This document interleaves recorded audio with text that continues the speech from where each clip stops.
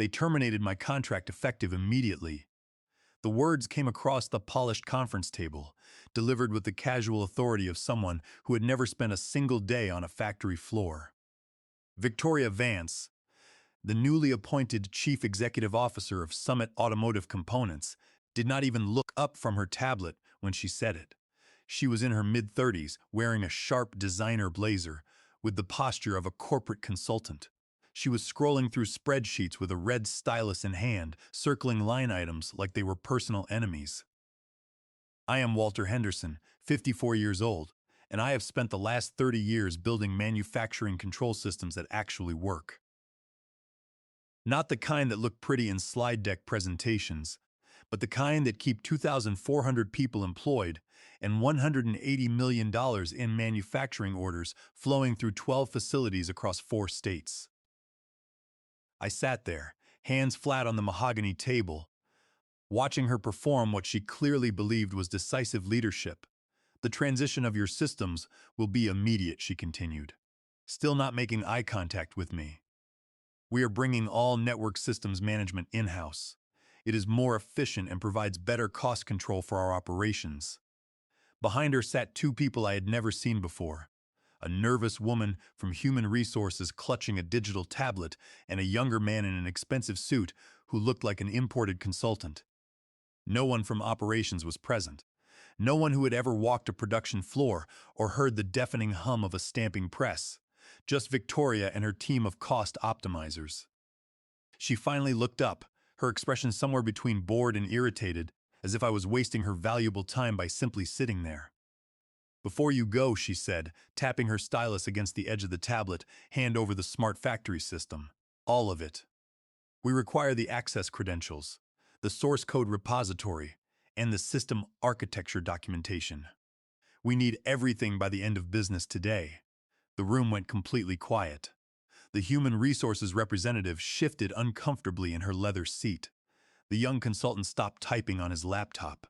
I did not move.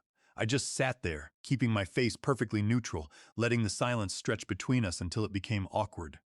Victoria raised her eyebrows slightly. Is there a problem, Walter? I smiled. It was the kind of calm smile you give someone when you know a fundamental truth of which they are completely unaware. I am afraid I cannot do that, I replied. Her stylus stopped mid-tap. Excuse me? The smart factory control system, I continued, my voice steady and professional, is not yours to take. Victoria Vance straightened her posture, and a flicker of confusion crossed her face before her corporate mask returned. We paid for the development of that software, Walter. That makes it company property, and we expect full cooperation. I shook my head slowly. You paid for an operational license, not ownership of the intellectual property.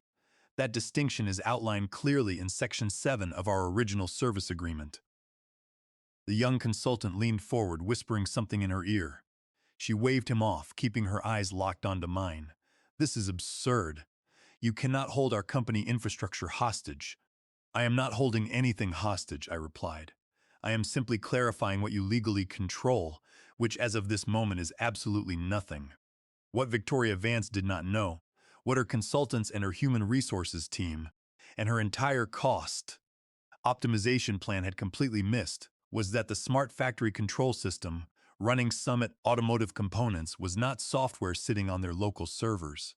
It was proprietary custom-built infrastructure that I owned personally, licensed for their operational use, and controlled from hardware they had never seen.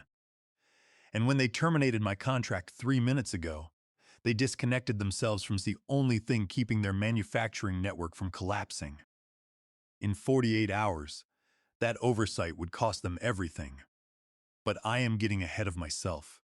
Let me back up and show you exactly how a manufacturing systems engineer with 30 years of experience, including 8 years on the assembly line floor at General Motors starting in 2003, got terminated by someone who thought factory automation was just an app on a dashboard.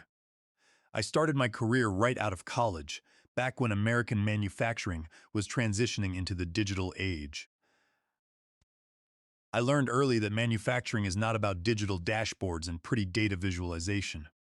It is about understanding how physical machinery interacts with control systems in real time under extreme pressure. When the efficiency waves hit the industry, I saw the writing on the wall.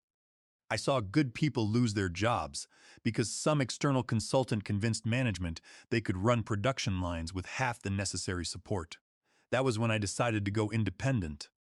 I built my first custom manufacturing integration in 2011 for a major supplier.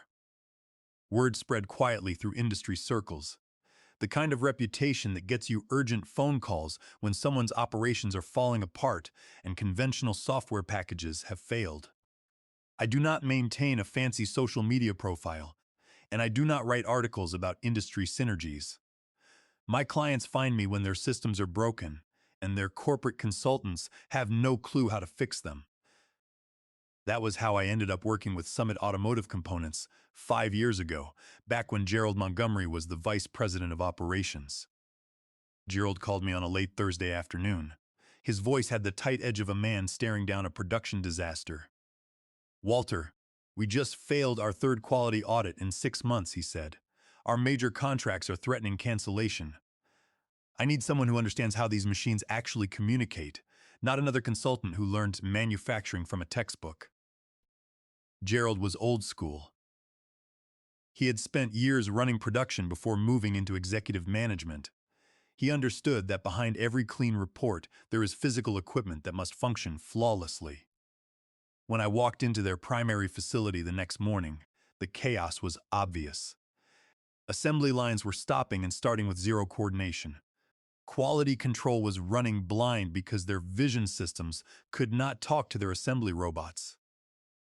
Predictive maintenance alerts were going nowhere.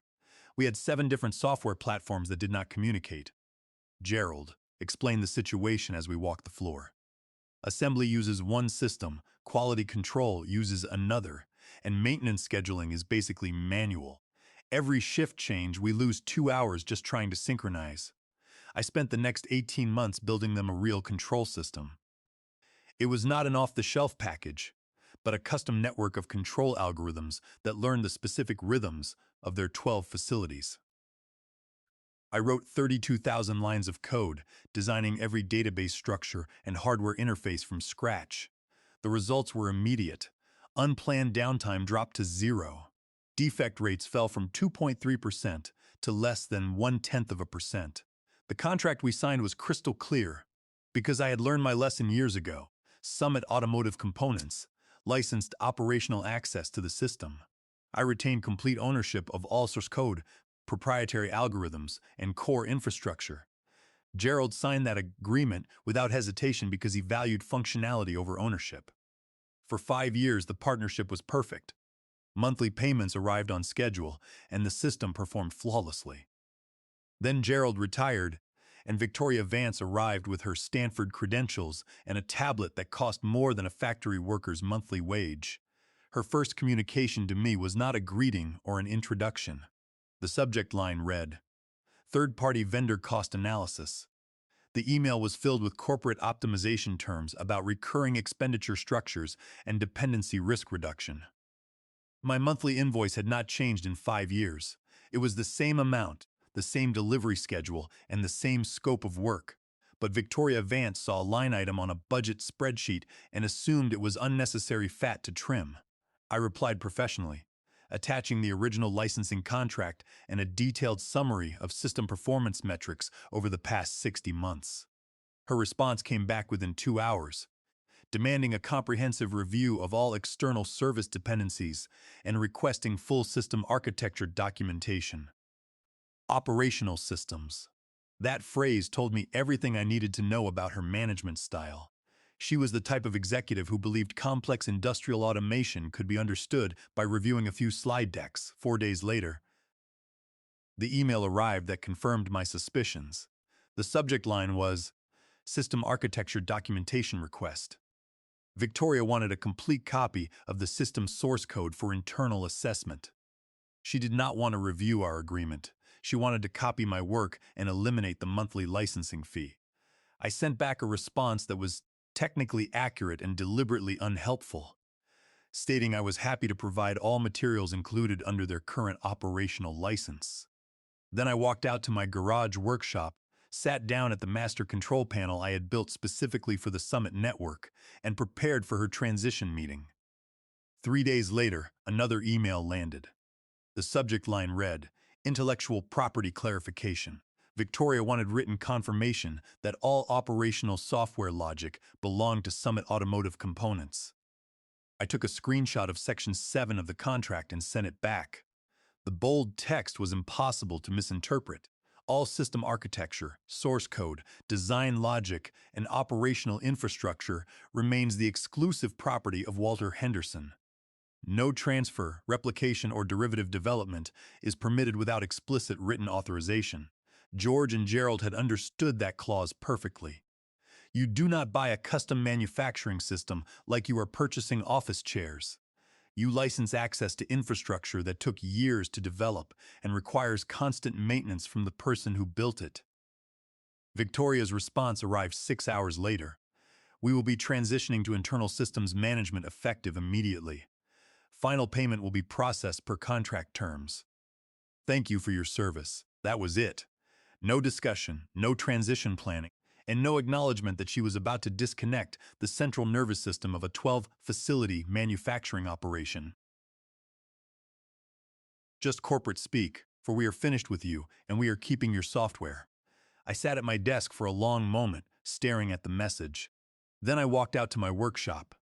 Inside that converted garage sat the physical control infrastructure I had built specifically for Summit. Custom hardware interfaces with dedicated circuits for every major subsystem. Production coordination, quality monitoring, predictive maintenance, and equipment synchronization. All of it flowed through control boards I had assembled and programmed by hand. Victoria Vance had no idea that Control Panel existed. She thought the system was just software running on Summit's office servers. She was about to learn the difference between a user interface and actual operational control. 6 days after her termination email, a calendar invite appeared for a systems transition meeting on Friday at 10 in the morning. I joined the video call 3 minutes early. I wore a professional button-down shirt, and my background showed my engineering certifications and my 30 years of manufacturing awards. Victoria logged in 2 minutes late, settling into her chair with a satisfied expression. The IT director, Dwight Miller, joined next. Then came a young woman ready to take notes. Gerald Montgomery was nowhere to be seen. Victoria had decided his operational experience was not relevant to her modern business strategy. "Walter, thank you for joining," Victoria began, her tone casual and administrative. "We have made the decision to bring systems management in-house. We appreciate your work up to this point, but we are ready to assume direct operational control." She spoke as if navigating a dashboard was the same as running the underlying infrastructure. I kept my expression neutral. "You are terminating the license agreement?" "Correct," Victoria said, leaning back. "We will need a complete handover of all code repositories, system architecture documents, and back-end credentials today." "Standard transition process." Dwight Miller nodded along, though he looked slightly nervous. The note-taker typed quickly. They had this choreographed like a routine vendor exit. "You are not licensed to access the core infrastructure," I said calmly. "Your agreement covers operational use of system outputs. You never purchased ownership rights." Victoria's confident smile faltered. "We paid for the development of this system, Walter. That makes it company intellectual property. This is standard business practice. You paid for operational access to a functioning manufacturing network," I replied. "You never bought the underlying technology. That distinction is outlined explicitly in Section 7 of your contract." She glanced off-camera, likely pulling up the document on another screen. I waited while she scanned through the language that Gerald had reviewed carefully with their legal team 5 years ago. "Look," she said, trying to regain control of the conversation. "We understand there might be some technical nuances here, but we are prepared to handle operations internally going forward. Just provide whatever documentation you have, so we can maintain service continuity." "I will provide everything you are legally entitled to receive," I said, "and nothing more." The silence across the video call was sharp. Dwight looked uncomfortable. The note-taker stopped typing. Victoria's jaw tightened as she realized this was not going to be the smooth asset transfer she had planned. "That will be fine," she said curtly. "We expect full delivery by the close of business today." I did not respond. I just looked directly into the camera until she disconnected the call. Victoria Vance thought she understood manufacturing because she could navigate software interfaces and review quarterly performance reports. She had zero comprehension of the physical infrastructure, the custom hardware, the dedicated communication protocols, or the specialized knowledge required to keep it all functioning. She was about to get an expensive education. I walked out to my workshop and powered up the master control panel. Every indicator showed green. Production lines were synchronized across 12 facilities. Quality metrics were updating in real time. Predictive maintenance algorithms were running flawlessly across 89 assembly stations. The entire Summit manufacturing network was running exactly as I had designed it. Then I started building Victoria's transition package. I created professional-looking documentation with clean diagrams and impressive technical language. I included user interface screenshots showing dashboard layouts and data visualization panels.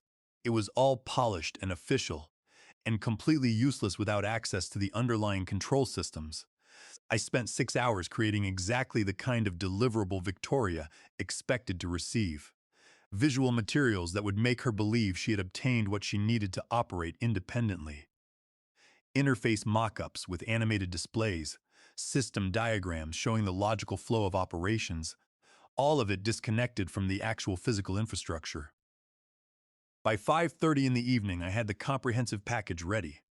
I attached it to an email with a single line. System interface documentation provided per contract termination. Back-end infrastructure access not included per licensing agreement. I hit send and watched the message disappear into Summit's corporate mail server. Then I walked back to my workshop, sat down at the master control console, and placed my hand on the primary power relay. The real education was about to begin. The next morning, I drove to the local diner like it was any other Friday. It was a small place near the interstate with good coffee and quiet corner booths where I could work without interruption. Clara Thompson, the owner, had been serving me the same order for several years: black coffee, wheat toast, and scrambled eggs. She nodded when I walked in, poured the coffee, and left me alone with my laptop. I opened the administrative console and brought up the main operations dashboard. Every indicator glowed green.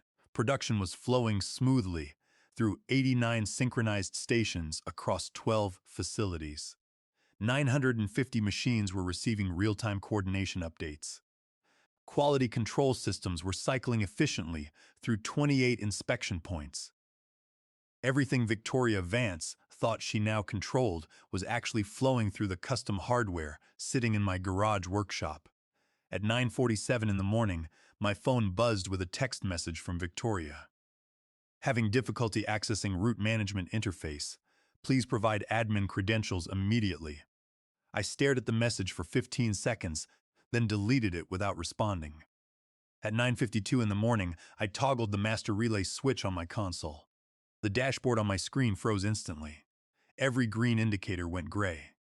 Real-time data feeds dropped to zero. Production synchronization stopped mid-cycle. The network just stopped communicating. I took a slow sip of coffee and watched 5 years of perfect coordination die in complete silence. The system did not crash or throw error messages. I had designed it to disconnect gracefully. No alarms, no warning indicators, no dramatic shutdown sequences. Just clean separation from all operational control. If someone tried to restart the user interface, it would load perfectly and display the last cached data, creating the temporary illusion that everything was still working. But underneath, nothing was actually communicating with anything else. For the first 20 minutes, nothing appeared wrong to casual observation. Dashboard displays still showed green status indicators. Floor supervisors looking at their screens would see normal production metrics and quality readings. Assembly workers already at their stations would continue following their last received instructions, but no new coordination data was flowing anywhere. I pulled up the live facility camera feeds I had integrated into the monitoring system. At 10:14 in the morning, I watched an assembly robot sit motionless at Station 7, waiting for a coordination signal that would never arrive. The downstream conveyor kept running, creating a physical backup that would cascade through the entire line. At 10:23 in the morning, two quality inspectors arrived at the same checkpoint. According to their handheld displays, both had valid assignments for Inspection Bay 12 at the northern facility. The conflict prevention algorithm was no longer running. By 10:35 in the morning, the ripple effects became visible across the entire network. Production bottlenecks formed at 9 major stations. Quality backlogs were building at multiple inspection points. Scheduling systems showed everything was on time. But the ground reality was a completely different story. I refreshed my email inbox. Nothing yet. They were probably still trying to figure out why the route management system was not responding to login attempts. At 10:44 in the morning, the first confused email arrived from Timothy Alvarez, subject line, production updates delay. Hey Walter, seeing some weird lag on production updates. Can you take a look when you get a chance? Thanks, Timothy. Timothy was one of their senior floor supervisors. He had good instincts. He would figure out what was happening eventually, but right now he was just seeing the initial symptoms. I did not respond. By 10:58 in the morning, the emails were arriving every few minutes. Production data was not refreshing. Quality metrics were frozen. Multiple workers were showing the same station assignments. The messages were still polite, assuming this was some kind of temporary technical glitch that could be resolved with a quick phone call. At 11 o'clock, my phone started ringing. It was an unknown number with Summit's area code. I let it go to voicemail, then another call from a different number, then a third. The panic was beginning to set in. I pulled up the system connection logs and watched failed authentication requests hammering uselessly against the demonstration package. Victoria's IT team was trying to operate as live infrastructure. Hundreds of failed handshake attempts. Every request bounced back empty because there was no actual system behind the interface. They were trying to run a factory using only a photograph of the control room. By 11:25 in the morning, the situation had deteriorated significantly. Production gridlock was reported at 14 major choke points across 4 states. Quality control conflicts occurred at 23 different inspection stations. Assembly schedules fell behind by an average of 73 minutes across the network. Somewhere in a corporate office, Victoria Vance was probably staring at user interface screens that still showed everything functioning normally, wondering why reality did not match her data. At 11:32 in the morning, an email arrived with red priority flags. The subject line read, "Urgent critical system failure. Multiple operational conflicts. No response from coordination controls. Quality assignments completely desynchronized. This is affecting OEM contracts and delivery schedules. Need immediate support. Please respond immediately." Dwight Miller, IT director. The corporate politeness was cracking. They were starting to understand this was not a minor technical issue. I closed the email without replying and checked the impact calculator I had built into my monitoring tools. My conservative estimate was $95,000 in hourly losses from halted production, missed schedules, and quality violations. The real number was probably higher once you factored in OEM penalties and contractual breaches. My phone buzzed with a text from Victoria. "Emergency situation. Call immediately." I deleted the message. At 11:46 in the morning, the phone rang again. This time the caller ID showed Summit's legal department.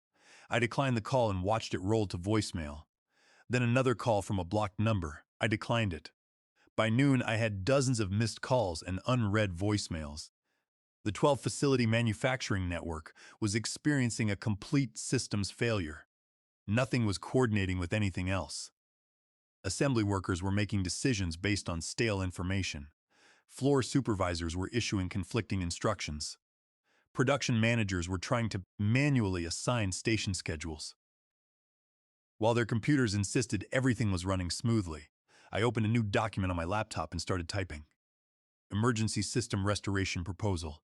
Terms: payment due via wire transfer before reactivation. Rate: 3 times the standard monthly fee for immediate restoration service, which came to $135,000.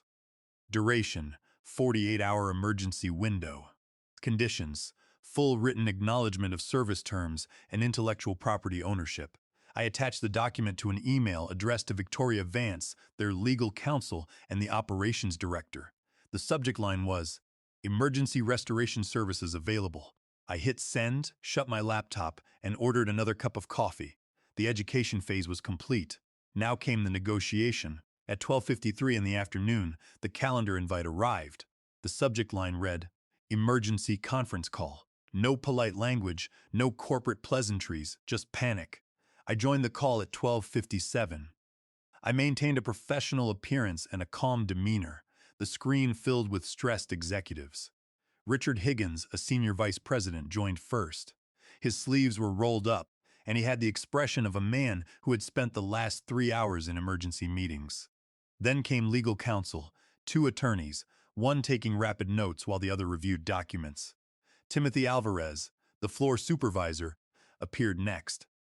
He looked exhausted but unsurprised. He had been expecting this conversation for weeks. Victoria Vance was already in the call when I connected, positioned in a small window at the bottom of the screen. Her microphone was muted, and her tight body language suggested she had been removed from the leadership of her own crisis. Nobody said hello. Richard Higgins cleared his throat and launched straight into damage control. "Walter, appreciate you joining on short notice. We are dealing with what appears to be a significant operational disruption. Our entire network is essentially paralyzed, and we need to understand our options for immediate restoration." I nodded once. "Your service agreement was terminated yesterday. If you want operational access restored, the terms are outlined in my emergency proposal." One of the attorneys leaned into her camera. "Walter, we have reviewed your proposal. Some of the financial terms seem disproportionate given the circumstances." "Emergency response pricing," I replied. "Standard practice when critical infrastructure fails during business hours." Timothy Alvarez spoke up, his voice tight with controlled stress. "Walter, we have 12 facilities completely offline, production backing up across 4 states, and OEM contracts accumulating penalty violations by the hour. 3 major customers have called threatening contract termination if we do not restore normal operations by Monday morning." Richard Higgins jumped back in. "Look, we understand there may have been some miscommunication during the transition process, but we need to focus on solutions here. Can we discuss modification of the emergency terms?" No. The single word hung in the digital space. No explanation, no negotiation, no corporate back and forth. Just a simple statement of fact. Victoria unmuted her microphone. "This is unreasonable, Walter. You are holding our entire operation hostage over a contract dispute." I looked directly into the camera. "You terminated my services and demanded handover of infrastructure you never purchased. I provided exactly what your contract entitled you to receive. Nothing more, nothing less." She started to respond, but Richard cut her off with a sharp look. One of the attorneys tried a different approach. "Would you consider a modified payment structure? Perhaps installments over a specified period." "Wire transfer only," I said. "Full payment before reactivation." Timothy leaned forward. "Walter, what is the timeline for restoration once payment clears?" 30 minutes, I said. "The system comes back online immediately after I confirm the funds transfer." Richard looked at his legal team, then back at the camera. "We need 10 minutes to discuss internally." "Can you hold?" I nodded. "I will be here." They clicked into a breakout room, leaving me alone on the call with Victoria's muted video square. She stared at the camera like she wanted to say something, but she did not. I checked my email. The emergency proposal had been forwarded to at least 15 different people in their organization. Finance, legal, operations, risk management, and even their insurance carrier. Everyone was trying to understand how a routine vendor termination had turned into a company-threatening crisis. 8 minutes later, they returned to the main call. Richard Higgins's expression had shifted from desperation to resignation. "Legal is initiating the wire transfer now," he said. "The transaction should complete within 30 minutes. Let me know when it hits my account," I replied. 27 minutes later, my banking application chimed with an incoming transfer notification. The payment was confirmed. The amount of $135,000 was correct, with no complications. I walked out to my workshop, sat down at the master control panel, and flipped the relay switch back to the active position. Every screen in my workshop lit up with green indicators. Production nodes began reconnecting in sequence. Quality control algorithms resumed. Predictive maintenance systems came back online, and equipment synchronization updated in real time. The 12-facility manufacturing network came back to life like someone had restarted the circulatory system of a major industrial operation. I returned to the video call where everyone was still waiting. "The system is fully operational," I announced. "All services are restored." Richard Higgins nodded. "We appreciate the rapid response." "I did not do this rapidly," I said evenly. "I did this according to the terms we established." Nobody responded. Victoria's camera was still on, but she had not said a single word since her hostage comment. I left the call without ceremony. For the next 72 hours, I monitored system performance from my kitchen table. Everything ran flawlessly. Production synchronized perfectly. There were no quality conflicts, no coordination issues, and no communication from Summit Automotive Components. No emails, no phone calls, and no requests for system modifications. They had learned to stay quiet. On Tuesday morning, a new email arrived from a different sender. The subject line read, "Strategic Partnership Discussion, Revised Terms Proposal." It was from Peter Jenkins, the new Vice President of Strategic Operations. He was someone brought in specifically to handle the aftermath, and Victoria Vance's name was not mentioned anywhere in the correspondence. The offer was substantial. A 5-year exclusive contract with enhanced compensation and priority consideration for future expansion projects. It was written in professional language, with a respectful tone and an explicit written acknowledgement of my intellectual property ownership. I read through it twice, then opened a blank document and began drafting my response. I added new terms, stricter protections, and ironclad ownership clauses. There would be no room for future misunderstandings about who controlled what. 3 weeks later, the signed contract arrived in my inbox. Every clause was exactly as I had written it. There were no modifications, no negotiations, and no corporate wordsmithing. Victoria Vance's signature was nowhere on the page. I closed my laptop and walked out to my workshop. The control panel hummed quietly, and all indicators were green. The 12-facility network was flowing smoothly under my direction. Word travels fast in manufacturing circles. By the end of the month, I had received inquiry emails from automotive suppliers in Detroit, Indianapolis, and Louisville. All of them asked variations of the same question: "Are you available for systems development projects?" I was not naive. They had heard about what happened at Summit Automotive Components. They knew what occurred when someone tried to take custom infrastructure from an engineer who understood the difference between using something and owning it. That reputation was worth more than any marketing campaign I could have purchased. I opened my laptop and started typing a new document: Standard Service Agreement, Walter Henderson Manufacturing Systems Consulting. The foundation was solid, and it was time to build the next level of my business. If you are listening to this and you have ever built something valuable, remember this advice: protect what you create before you are forced to defend it. Read every contract carefully. Understand every clause, especially Section 7. Know the difference between licensing access and surrendering ownership. And when someone tries to take what is yours, do not get loud. Do not get emotional. Just smile calmly and say, "I am afraid I cannot do that. It is not yours to take." Then watch them learn the difference between confidence and control. The next time some corporate consultant with an MBA and zero operational experience tries to tell you that 30 years of building things does not matter, remember Walter Henderson. Remember that expertise has value, that the people who actually make things work deserve respect, and that sometimes the best revenge is simply letting someone discover what happens when they bite off more than they can chew. Manufacturing is not an app on a tablet.